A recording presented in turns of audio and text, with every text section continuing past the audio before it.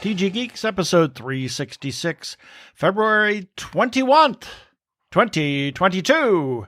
Chitting and chatting and chatting and chitting.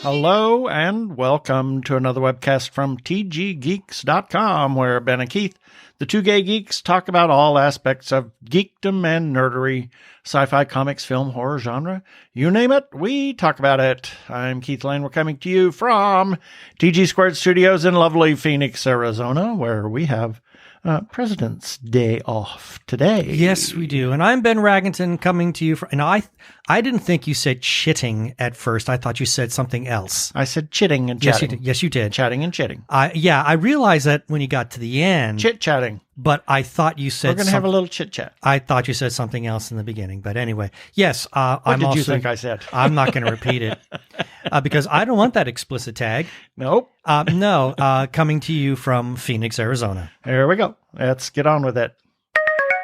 Prepare for hyperdrive. Meanwhile, in the Hall of Episodes, the Two Gay Geeks are discussing this. Well, we have a lot of things to talk about. Some things that are in the news recently, and we're just going to chit-chat about that, have our birthday shout-outs, our featured podcast of the week, and some feedback. An item in the second segment we've got, and our wacky weekly recap and our regular shout-outs. So that's the show this time.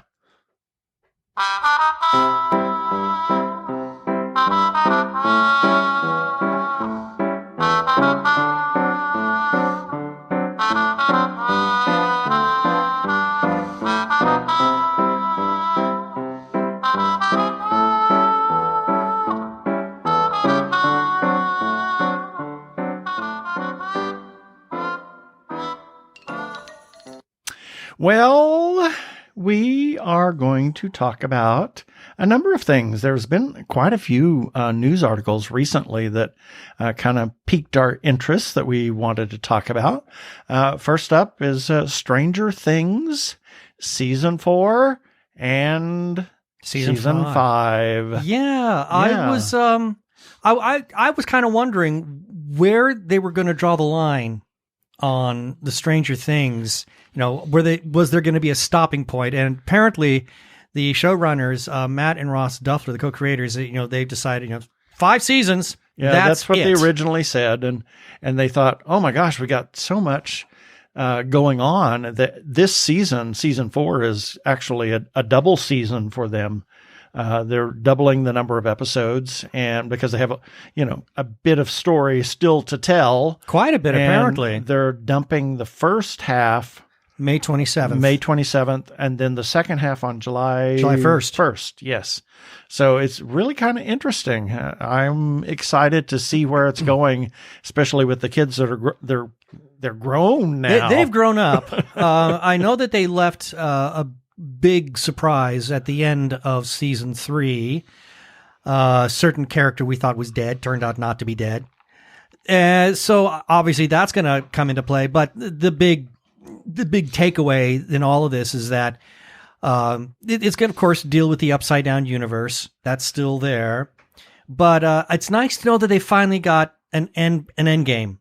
Yeah. At some point. I'm really glad about that, because the last thing you want is for them to have it so open-ended that they just start bluffing their way through. I mean, we've seen so many TV shows do that, where they just kind of like, well, we're just, the network wants us to keep going, so we're just going to give filler, and yuck. Well, they're actually going to, there's some spinoffs that they've hinted at to this Stranger Things universe. Mm-hmm. So that may be, where they start doing the other things that they want to, but the actual Stranger Things from the beginning, all will be revealed, shall we say, in this for season 4 and season 5. That'll be good. Yeah. And I'm looking forward to it.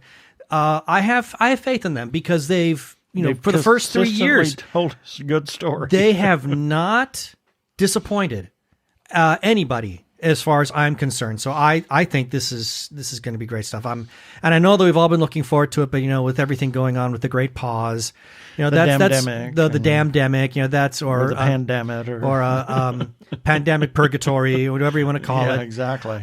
These things, they kind of messed up a lot of production schedules, and I'm sure that's why, one of the big reasons why Stranger Things got such an incredible pushback in terms of when it was going to come back. Yep. And it's a shame, but this is just the world we live in, and that's okay. And the Oh My God variant. Yeah, the Oh My God variant. Yep. So, but it is here. We finally got Stranger Things. It's coming back in just a couple of months, and I'm very excited because could be very exciting. I think it's great, and these kids have really grown up and turned into some major talent. Yeah. So I'm very excited to see where they are in their present walk of life.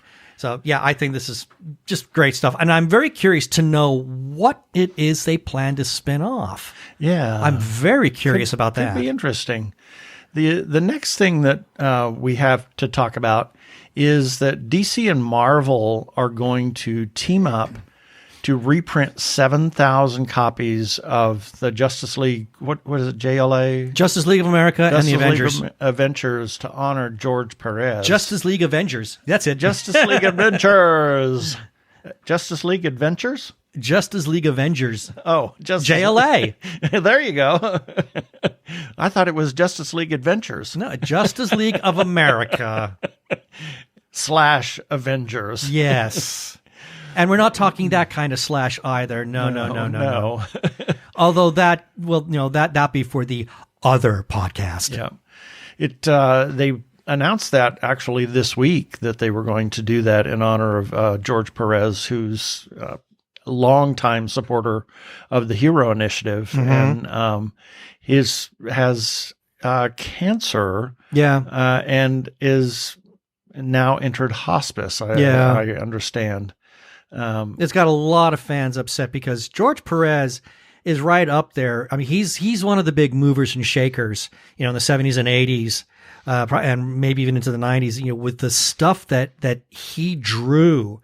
I mean, he helped define, in my opinion, I mean, when I came into the comic book fandom and started collecting all the time, it was his artwork that I was seeing, especially in the Justice League of America, which I was an enormous fan of, that really appealed to my eye. And the comic books, when a fan comes to that kind of fandom, it's not just the story; it's also the artwork. I mean, there are certain artists that comic book fans become just really enamored with, and George Perez is one of them. I've loved his artwork, ever since I first found it, decades ago. So he's going to be missed when his time finally comes, which sadly looks like it's going to be soon. But I'm glad that we're getting to see all this classic work of his reprinted. Yeah.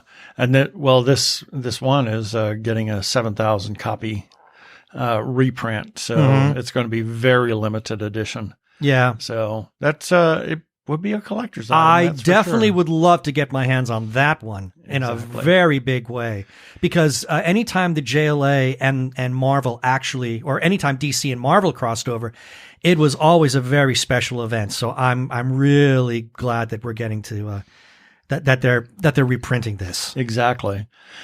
Oh boy. This next one. Okay. Oh dear. I think this one needs to be read.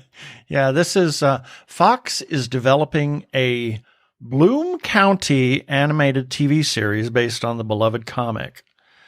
Wow. Yeah. Fox is looking to bring to life Steve Dallas, Bill the Cat, Opus the Penguin, and other characters from Berkey Breathed's strip, which originally ran from 80 to 89 and spawned several best-selling books, which we have, I'm sure, somewhere in our house.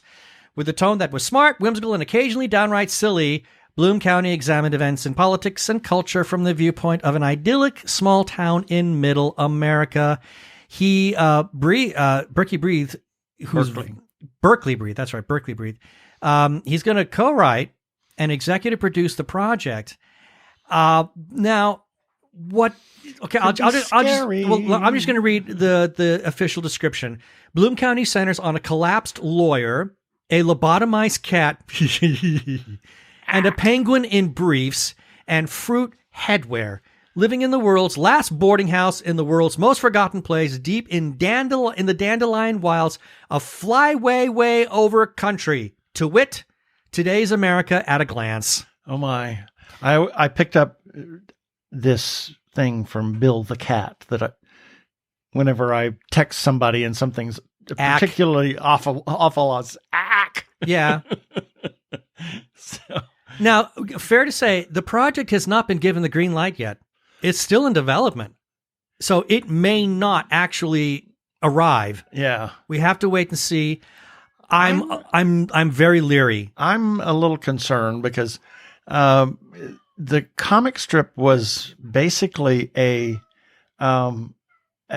singular or 2 or 3 panel comic that may have a through line through several weeks, but they were kind of like one-liners. That's basically is what they were. They were one-liners. Now, granted, I have seen story items or storylines that sort of continued. Like there was one there was one for the Sunday strip.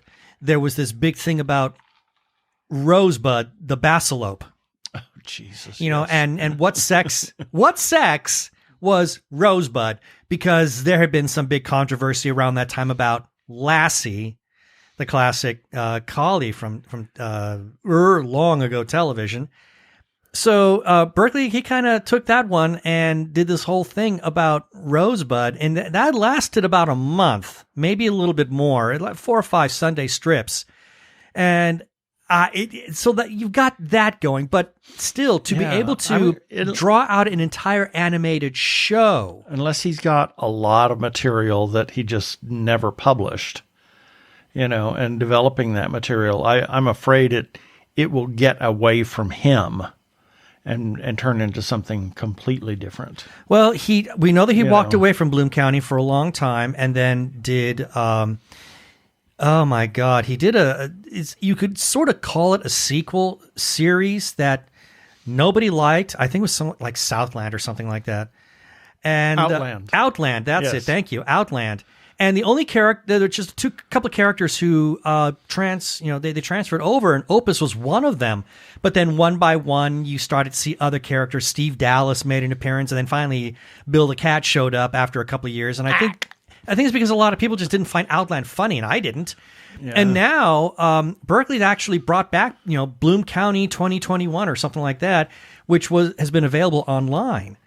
So maybe during this process, he thought, I've got more ideas, and I would kind of like to investigate that. So I don't know. I'm leery, but we'll wait and see. We will see. Yes. Next. Now, this one actually has me. This one's cool. This one's really cool because we're here in Arizona. Now, for those people who have the Apple TV, you may be aware of a movie called CODA. It's about a girl who's very talented singer, and she grows up. She's the only hearing. How do I put it? The rest of her family are hearing challenged. They're deaf. She has an older brother who's deaf, and both of her parents are deaf. And the father of her family is a man named Troy Kotsur. That's the actor's name. And he really is deaf, and he is the first male deaf Oscar nominee. Cool. I mean, we only had one other actor or actress, and that was Marlee Matlin, and she did. And she is the mother figure. She's the mother figure in this, and she did win her Academy Award for Children of a Lesser God. So now we've got this gentleman in, and this is a movie we need to watch. We've got it on our Apple TV. I just haven't pushed it because I'm afraid it might be a little bit too heavy. It looks pretty heavy. It looks pretty. Yeah, looks deep, but at the same time, I love Marlee Matlin. I mean, I just adore her and everything she does. And the actor who plays the oldest son, we saw him last year in that Steve Martin short. Oh yeah. Murders in the Building. Yeah. Well, I think that's what it's called. Right. Right. He was in that series, and I thought he was quite good. Not to mention very good looking. But I think the movie's got some really good story ideas to it. And to be able to see this actor, I think would be really nice. And the final big touch on this, the man's from Mesa, Arizona. He's a local. Yeah, for us anyway. For us at least. And I saw that and I thought, I think we really need to give this story some kind of mention. I think it's really cool that we've got another local person who's actually managed to get that Oscar nomination. And he said that he's really glad that he got the nomination, not because he's deaf, but because the Academy and the Screen Actors Guild find him to be just simply talented. Yeah. And I like that a lot because it's, when you use sign language, guess what? That doesn't mean that doesn't make any difference. It just means that you speak with a different language. Exactly. And that's it. You just speak with a different language and a story. And speaking of sign language, I just want to give a shout out to hopefully soon. Yes. We will start to get to see Marriage of Inconvenience. Very much looking forward to it. Starring Jason Gaffney. And oh gosh, several other people. Sorry, it's just lost.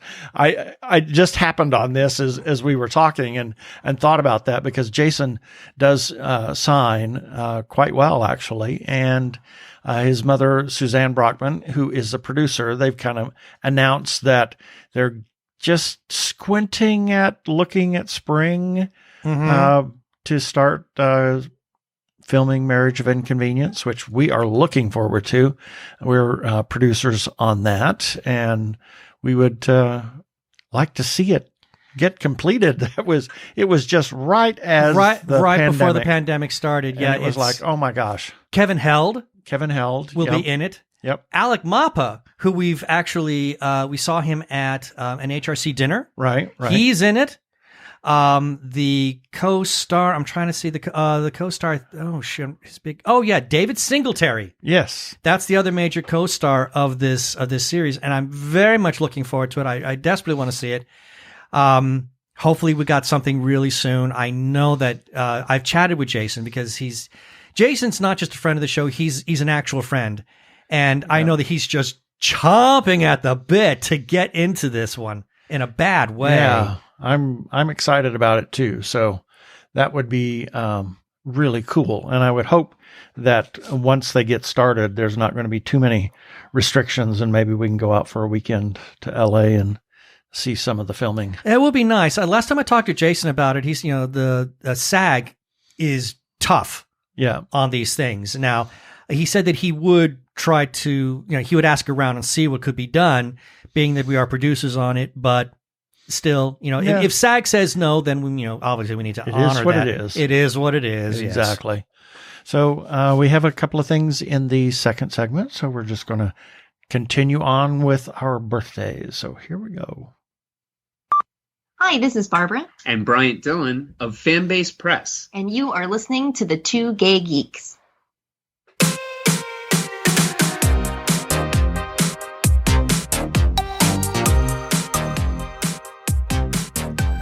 Science.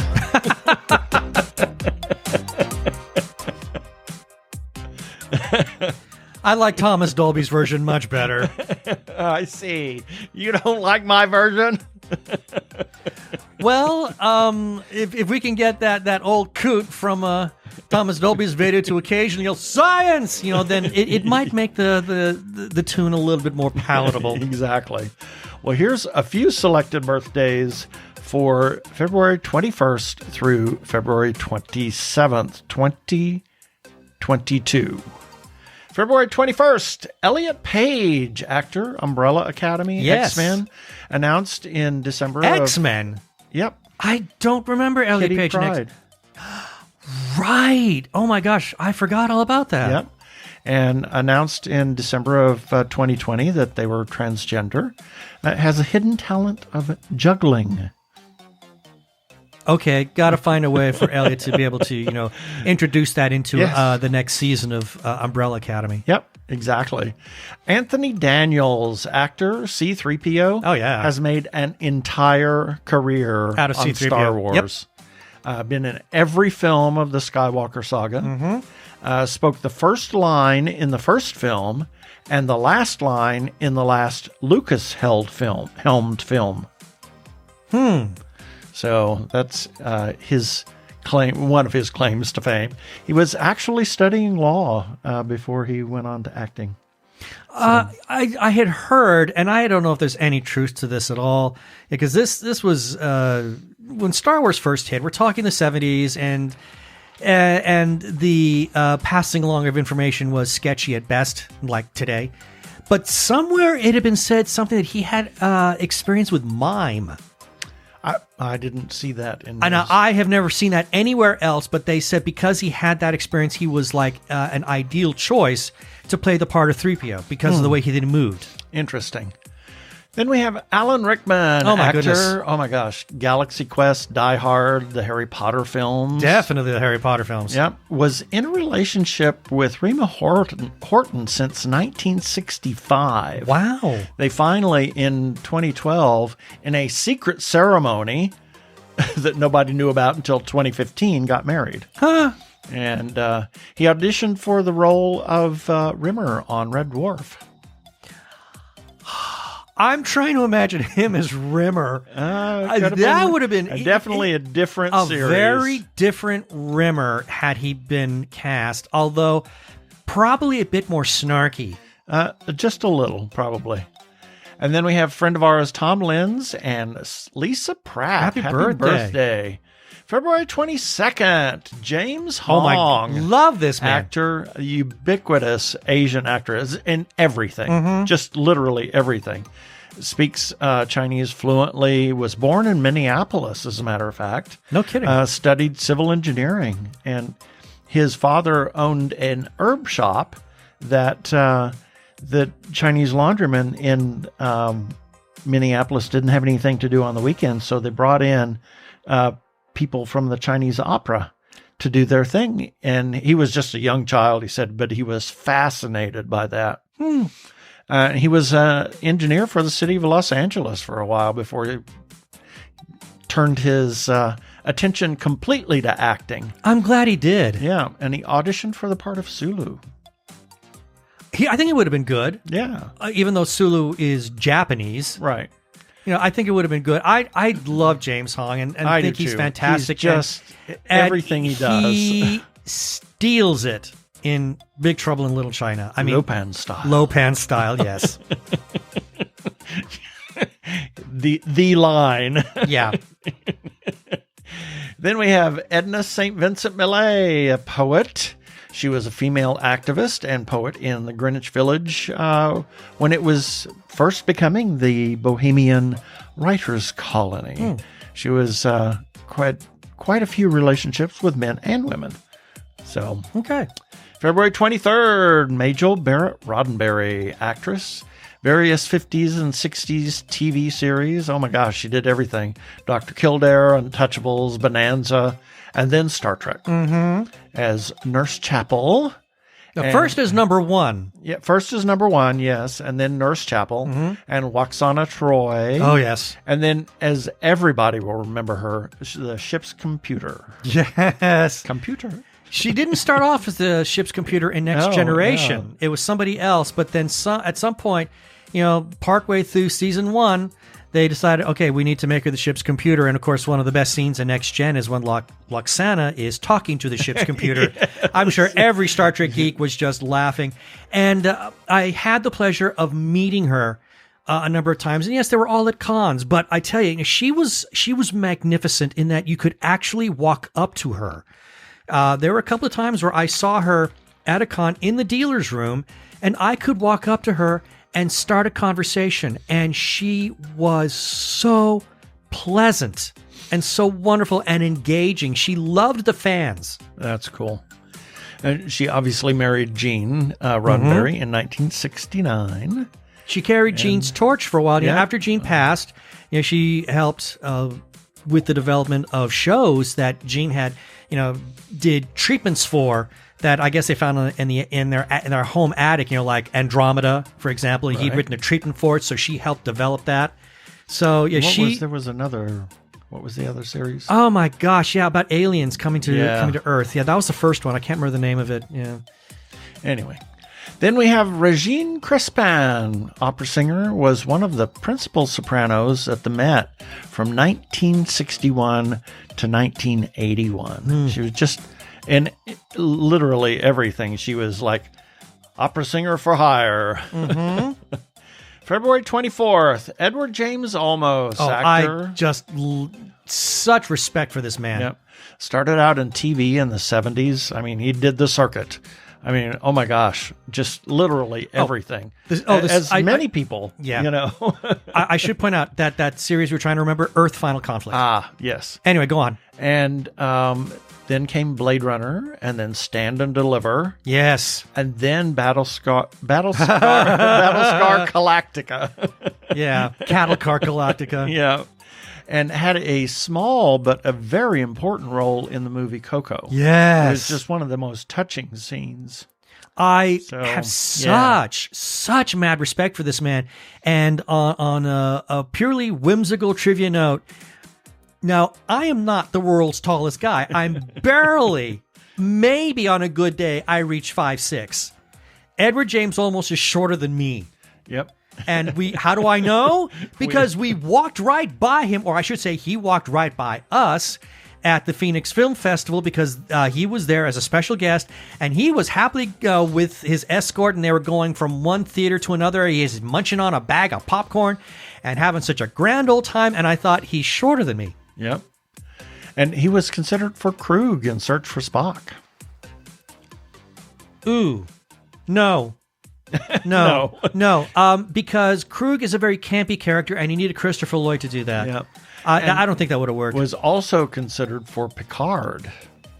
That would have been fascinating. But wanted the freedom to do other projects as well, because it was in the contract that you couldn't do anything else while you were doing Next Gen. Which obviously Patrick Stewart didn't hold to. Yeah. He ended up doing other stuff during that time. So they may have renegotiated his contract. They probably renegotiated it, yeah. Then we have Steve Jobs, Mr. Apple, Mr. Pixar. He was probably the world's greatest salesman. He had a way of presenting things that made you want them. That was his gift. I mean, you look at the early days of Apple, and really, the technical genius was Steve Wozniak. Yeah. Among all the other folks there, I mean, many accomplishments, and I say accomplishments, under his reign as the tech overlord, but he kind of credited to him. Yeah, because he knew how to market it. Exactly. And maybe he did come up with a couple of really great ideas, where you conceptualize something and then say, guys, do it. Do it. Make it happen. Exactly.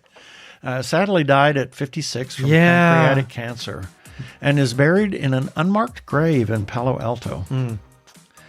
February 25th, George Harrison. My favorite Beatle. Guitarist of the Beatles. Just a wonderful human being in general. And you want to say anything more about the man? Was an unbelievable pragmatist, for one thing. He foresaw the breakup of the Beatles, a couple of years earlier before they actually did.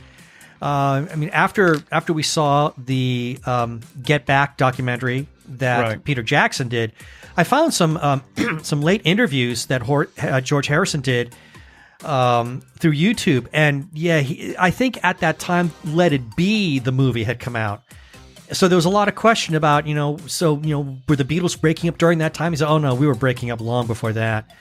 But what I think I love him most for is that he was such a generous musician. He would always like to give other artists their spotlight, and one thing that I did not know, when he recorded the song My Sweet Lord, that's not him playing the lead guitar. That's Peter Frampton. Yeah. And the only reason I know that is because Frampton was on Howard Stern a year or so ago, and he talked about being pulled in or being called by George saying, I'd like to come into the studio. And Peter thought that he was just going to be simply doing, a little background rhythm work to augment George. And George says, no, you take the lead. George loved to give the light to other people. And he started doing that back in the Beatle days when he gave Eric Clapton the Beatles solo in While My Guitar Gently Sleeps. Gently Sweeps. Sweeps? Yeah. While My Guitar Weeps. Gently Sweeps. Weeps.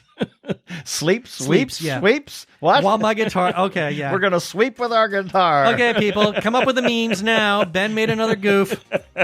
That's quite all right. I do enough of them myself.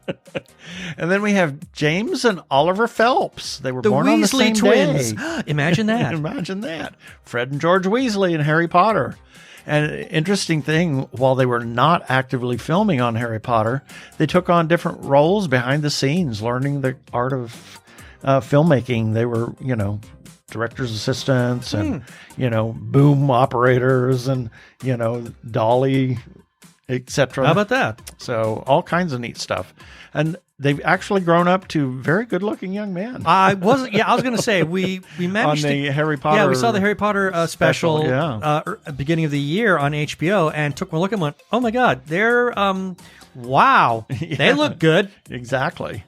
February 26th, Levi Strauss, businessman. He was born in 1829 in Germany and immigrated to the U.S. in 1847. He started working with his brother in his dry goods store and went off to San Francisco to open a branch of that dry goods store. It was known as Levi Strauss & Company, and they went to cash in on the gold rush and met Jacob Davis, who invented the riveted jeans, and they went into business together in 1871, and changed the world. Changed the world with their riveted blue jeans. Because while there's still a lot of denim companies that make denim pants, Levi's still out there, and they're putting them out. Just incredible jeans. I love them. I think they're great. Yep. And then we have John Harvey Kellogg. He was a medical doctor, a nutritionist, founder of the Battle Creek Sanitarium, which was a place that people went for health issues and to regain their health. They focused on nutrition and all kinds of different things. And he was into health reform and the clean living movement, which was, stay away from everything. And developed a number of foods, vegetarian foods and vegan foods, and namely cornflakes, cereals, and changed the landscape of America's breakfast table forever. And then we have a friend of mine and former coworker, Amy McCreary. Happy birthday. February 27th, Marian Anderson, singer, was the first African-American singer to perform at the Met in 1955. Wow. She had actually been in the spotlight since 1939 when she was invited by Franklin Roosevelt to give an open-air concert on the steps. I dare say that by the time she premiered at the Met, she would have been a bit long in the tooth. Yeah, invited by Theodore Roosevelt to perform at his grave. Yeah.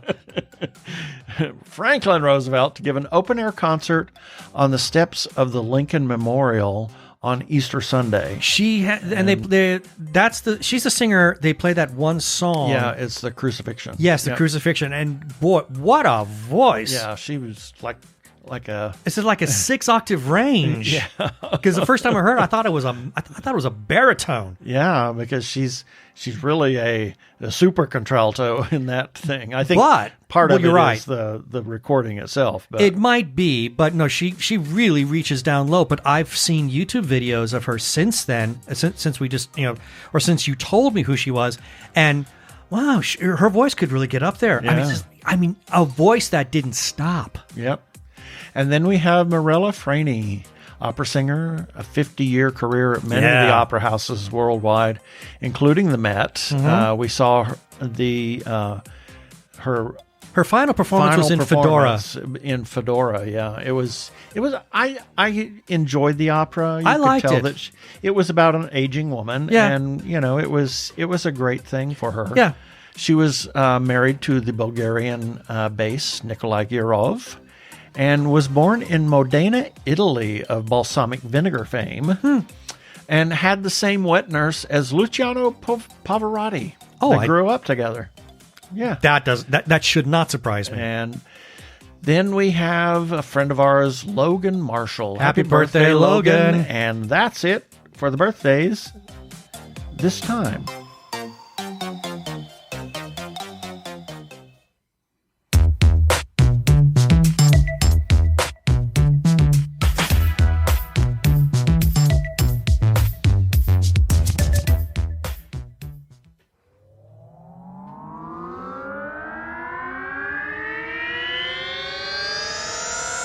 Hi, this is Kevin. And this is Jason. And we're the co-hosts of The Bright Side with Kevin and Jason, your weekly comedy about tragedy. Every week, I teach Kevin about some tragic event in history, and then we find the bright side to it. And every week, I learn from Jason something I wish I never knew. You can find our podcast anywhere you find podcasts. That's The Bright Side with Kevin and Jason, your weekly comedy about tragedy.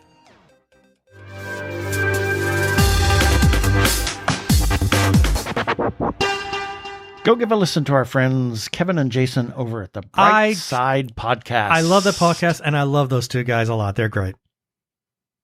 I'm Daniel Radcliffe, and I believe that reaching out for help is the bravest thing a person can do. If you are struggling and need support, call the Trevor Lifeline at 1-866-488-7386. It's free and confidential, and trained counselors are there to listen 24/7 without judgment. To learn more about the Trevor Project's life-saving work for lesbian, gay, bisexual, transgender, or questioning young people, go to thetrevorproject.org.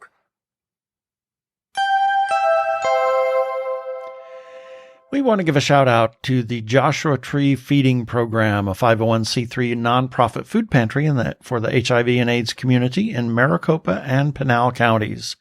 Joshua Tree offers a place where clients can select from a wide assortment of nutritional foods to take home. They set it up just like a store so that the clients can go in, pick and choose what they want, and it empowers them to take only the foods that they want, and no food is wasted. They also have a second distribution time for those in the gender non-conforming community that may be experiencing food insecurity regardless of HIV status. They have a pet assistance program where they can get pet supplies, and they also have some nutritional supplements that they can take home.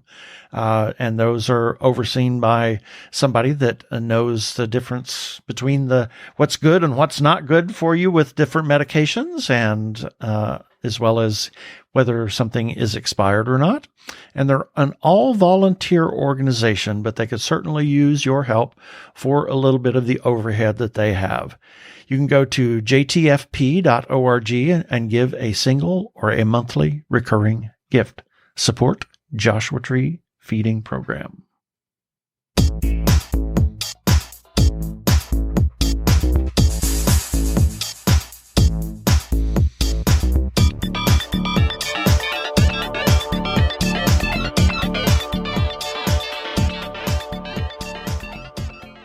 And it's time for our feedback. These are comments that we received in response to episodes and or articles that we ran on our website at tggeeks.com. And the links, or in this case, the link for this particular episode that generated this feedback will be in the show notes for this episode number 366 at our website at tggeeks.com. This is all in response to TG Geeks episode number 362. What was that one? We were talking to Katie Edwards and Josh Hurley, and Who? What? Oh, stop. Josh what? Josh Hurley. Wonderful voice artist who does the audiobooks, or has done the first two audiobooks for the Tarot Sequence novels that have been written by Katie Edwards himself. And this is something that we've been trying to put together since the dawn of man. Yes, we are that old. And we finally got it in episode 362, and I suspected that this was going to get some excitement, and it did. So, first comment came from Mr. Katie Edwards himself. He says, an interview with Keith and Ben from Two Gay Geeks, Josh Hurley, and me. Waited for months for the stars to align to set this up, and it was worth it. Such a great time. Hey. Got a comment from then Jake Shandy, who is a fantastic artist. Oh my gosh. Who has done some beautiful art that was inspired by the characters and stories in the Tarot Sequence. And he says, and it was an absolute delight to listen to. And shame on me for not following Josh until now. Then we got a comment from Josh Hurley himself. Said, had so much fun chatting with the delightful Ben and Keith, hosts of the Two Gay Geeks webcast and author of the Tarot Sequence series, the one and only Katie Edwards, about these fantastic books, the narration, and a few surprises for fans of the series. Thanks, Katie and Two Gay Geeks, for the great conversation. Yay. Then we got a comment from, and this is on Twitter, from a Grey Wolf production. Said, so I had to pause the podcast and comment. I'm only to the words Pocatello, my favorite Idaho town that nobody knows about. Well, obviously I knew about it and Keith knew about it. I only know because it's on the train route from my train hopping days. Now back to the podcast. Oh my. Yeah. And then we got a comment from Jennifer Holvey, also on Twitter. She said, it was fabulous and I absolutely loved the quote unquote bonus. If you don't know what that bonus is, go to the episode number 362. You will not be sorry. Moving on. Then there was a comment from, also on Twitter, from her name is Steph, also known as @ElectricPurple9, and she went, woo! Just like that. And then we got some birthday thanks because we gave some birthday shout outs on that episode. First from Steve Case, says, thanks, folks. Appreciate the shout out. And then lastly from the ever wonderful and amazing Jeannie Koch, who says, thank you. And then she gives a lovely little heart at the end. And that's our feedback. If you want to leave a comment like these folks have done, you can do that on our Facebook page or our Twitter, many Twitter handles that we have, or on Instagram, as well as directly on our website, tggeeks.com, on each article. And for the episodes, you can do that on YouTube as well. Did it hit everywhere we are? I think so. We also have a listener feedback line. We want to hear from you, our listeners. If you want to leave us a voicemail, please do, and we will play it on air. And you can be famous as well. You can call 469-TG-GEEKS. That is 469-844-3357. And as always, please play nice.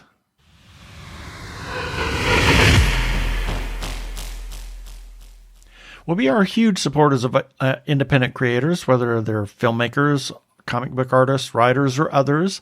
We want you to go to their websites, their Twitter pages, their Instagram pages, their Etsy pages, wherever you can find them, and chat them up, buy their stuff, chat them up to other people, tell them about their stuff. Please consider supporting independent creators. For more than 2 decades, Judy and Dennis Shepard have honored their son Matt by working to erase hate around the world. The Matthew Shepard Foundation honors his legacy by inspiring the good work of activists, teachers, artists, and legislators, and everyday LGBTQ+ folks and their allies. Join us today in helping to erase hate. Visit MatthewShepard.org. Thank you to Comcast NBC Universal for that promo.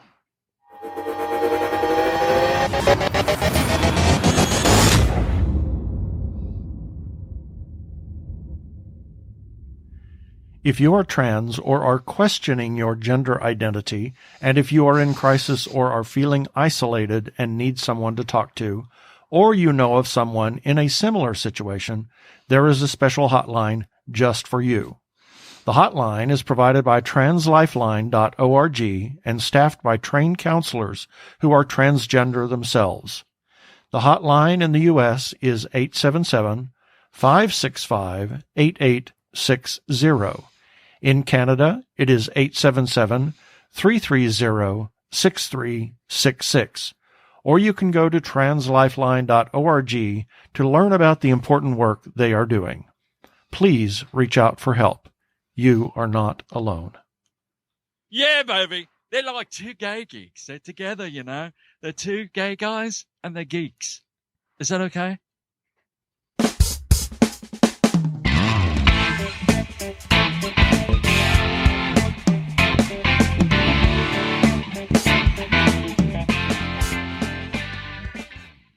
Well, we actually have time for a second segment. Imagine that. A couple of things that I want to talk on. This one really caught my attention, but not for the reasons that I think the headline is going to suggest. Now, I'm going to read the headline, but that's not why I'm excited about it. Headline reads, and this is from People magazine, Oscars will require proof of vaccination, 2 negative COVID tests for attendees and nominees. That's not what got me excited. What got me excited was what was printed right beneath that. The 94th Academy Awards is set to air live on ABC from the Dolby Theater in Los Angeles on March 27th. Hooray. We're not going to get that horrible, whatever that was last disaster. Year. That was such a joke. I mean, and I take pride in having generally, since I started following the Academy Awards, which goes back, a couple of decades now, of watching it all the way through because I find the entire thing fascinating. I'm just so enamored with the entertainment industry. I mean, I think that's one of the reasons why we do this podcast. So when we watched it last year from a train station, and what I thought was also probably the worst red carpet, if you want to call it that I've ever witnessed, obviously we turned it off. I mean, I think we maybe lasted 45 minutes at best, and then we said we're done with this because It was awful. Tell them how you really feel. Well, anyway, but yeah, it's coming back. I'm really excited about this. Now, yes, I'm sure there will be some distancing, and there it will be a limited crowd. Yeah, it probably will be, but I am happy that they are at least having such a strict restriction just to make sure that everybody stays healthy. Absolutely. And to be able to deliver to the rest of the world, even though, yes, the Academy Awards, their ratings have been dropping steadily year after year after year. But, there are people like moi, and Keith and I really enjoy it when it's done right. Yep, it's the gay Super Bowl. It is. It's our gay Super Bowl. That and the Tony Awards, although I prefer this one because I'm more of a movie man myself. But I think this is going to be very exciting. Now, there is a little bit of contradiction in here because the headline says it will require proof of vaccination, but later on in the article, it says that there is no requirement for vaccination proof whatsoever. So I don't know what they're going to be doing. Who knows? But I am glad that we're not at least, going. So. No, we're not going, but we'll definitely be watching it from the comfort of our own living room. And I really hope that they can do something that, kind of harkens back to what they used to be able to deliver. Yeah. Because I really enjoy the Academy Awards. I think they can be great fun, the big production numbers. I mean, that's just the kind of stuff that I love to really witness, and I love the red carpet where they get to talk to people, about their projects, what they're working on, and, the clothes they're wearing. Yeah, I mean, exactly. That's always great fun. So I definitely want to, I'm definitely grateful that the Academy Award is doing that. And now there's one other story that just caught my eye this morning. Mm-hmm. Now, as everybody knows, during last Sunday's Super Bowl, there was a new trailer for Doctor Strange 2, Madness of the Multiverse, and there was a scene where Doctor Strange is brought before what appears to be some sort of tribunal, and you hear the voice of Patrick Stewart, which, of course, everybody jumped. No. Everybody jumped and said, my God, it's Professor X, which within the Marvel Universe makes sense because Patrick, the character of Xavier does become a member of something called the Illuminati, of which Doctor Strange will become a member of also. Captain's log. Right. So a lot of people just went bananas at hearing Patrick Stewart's voice. Well, Patrick Stewart broke his silence on that one. And he said, "No, nope, wasn't me. I didn't do it." He said, ever since I've been acting, over these past 60 years, people have been taking my voice and using it for other reasons. It's just there. And of course, my thought to that was, Kevin Feige got to you, buddy. Yeah. He got to you. He got that gag order on you. I don't know what he threatened you with. I'm joking when I say threatened. But obviously, Patrick Stewart, being the consummate professional that he is, has agreed, okay, sure, I will come up with, some BS to say that wasn't me and that they're copying my voice somewhere, because, again, Patrick Stewart is a professional and he wants to, obviously respect Kevin Feige's wishes, because, as we all know, whenever there's a new project that's about to be released by Marvel. Kevin has a great way of trying to enforce the gag order on everybody, as poor Tom Holland has been forced to endure. Giving him pages, only his pages. Only his pages. I mean, he said he had absolutely no idea what was going on in any of the Avengers movies that he was in because he never got the full story. And that's because he's admittedly a big tattletale. So Patrick, no, he can't keep his mouth quiet. So yeah, Patrick Stewart's now saying, that wasn't me. It was just someone took my voice and copied it, and it was just a one-liner. So that was in the trailer. So I'm sure that they could perpetuate that myth, but his voice was completely unrecognizable. It was Patrick Stewart. So all we have to do is just wait a couple more weeks, months. I'm not sure when Doctor Strange comes out. I don't know because we will not be seeing it in the theater. Yep. No, we'll wait till it comes out on Apple, on Disney Plus. But when it comes out, then the world will know that yes, indeed, it was Patrick Stewart. Yes. We want to play this promo. That's an an edited promo. And if you have a concern or triggered by sounds of violence, please fast forward for 20 seconds. Is that two guys over there? No way. It is, man. Hey, fellas. Come on over here. Gay men have become the #1 target for hate crimes in Los Angeles. Stop, leave him alive, boy.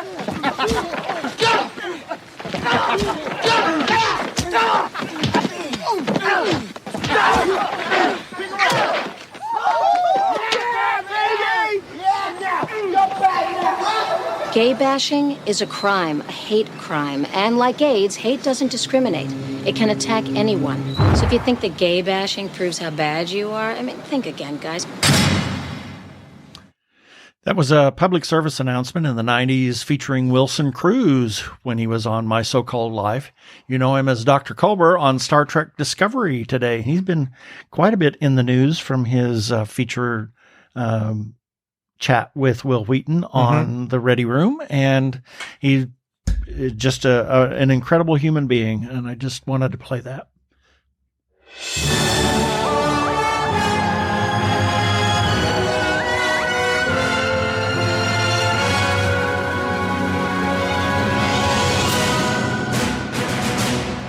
And it's time for our weekly review. These are items that we ran on our website at tggeeks.com, and the links for each of these will be in the show notes for this episode article number 366 at our website at tggeeks.com. Starting with, on Sunday, February 13th, Nerdy Chupacabras number 87.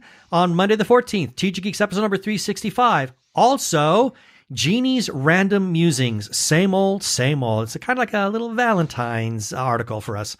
On Tuesday the 15th, Arizona Opera announces its 2022-23 season. Wow, it's an incredible season. Good season. Very excited about it. On Wednesday the 16th, Downton Abbey, A New Era. A new batch. Yeah. Downtown Abbey Road. A new batch. Oh, my God. Crossing the streams in a big way. Gremlins everywhere. On Thursday, the 17th, MGM's Dog featurette and behind the scenes. On Friday, the 18th, Hamish Downey's 5 Questions with Matt Berry of Low Budget Visions and Andrea's Angle, Dog, mesmerizing performances. And we close off the week, Saturday, the 19th, Lucy and Desi, an Amazon original documentary.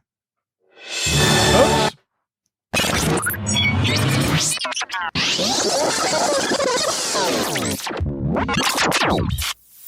We have some shout-outs that we need to make. Almost made you do that all over again. Almost. Glad you didn't. Yes, some shout-outs that we need to make. First to Brian Weber, also known as Arkle. You can find him on Twitter as Brian the Ampersand List YouTuber. He posts his Arkle Times Post-Dispatch News, which reposts some of our articles from time to time. And to find the Post-Dispatch News, find him on Twitter, and you need to search for Geek of All Trades. That is Geek, the number 3, K of All Trades. And while you're looking for all things Arkle, go to his YouTube channel. He has more followers on YouTube than we do. And oh my gosh. So there it is. But you go to him by searching for youtube.com/Arkle Studios. He has his Shameless Cash Grab series, which is in season 7. His Rants vs. Zombies series, which has past episodes because new episodes are not being made. The show is over. He also has Arkle Tier Ranks, as well as game videos of Trick and Treat, as well as Star Trek Online. We must also give some shout-outs to a couple of Facebook groups for allowing us to post our episodes and relevant articles on their pages. First, to Gay Geeks After Hours. We have to give big thanks to the moderators for saying that we could share away our content there. And their URL is facebook.com/group/Gay Geeks After Hours. That's all one word. And then to The Gay Geek for pretty much allowing the same thing. And their URL is facebook.com/the-gay... Oh, wait, let me do that again. Facebook.com/groups/The Gay Geek. And as always, we give special thanks to their moderator, Jeremiah Reeves. Thank you, Jeremiah. Other places we can be found are Spotify, TuneIn, Stitcher, Amazon Podcasts, as well as where other fine podcasts can be found. Also, check us out on Sci Fi Radio at 3 a.m. and 3 p.m. Pacific Time on Tuesdays for a replay, and listen to their other content. They are a 24-hour geeky internet radio station. Please rate us and review us on iTunes, and don't forget to subscribe, please, please, please, to our YouTube channel.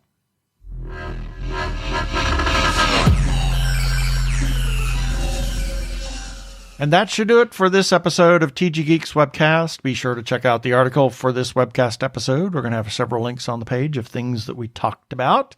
And remember, you can comment on our Facebook page or our website, tggeeks.com, or you can leave us a voicemail at 469-TG-GEEKS. That is 469-844-3357. From TG Squared Studios, I'm Keith Lane. Thanks for listening.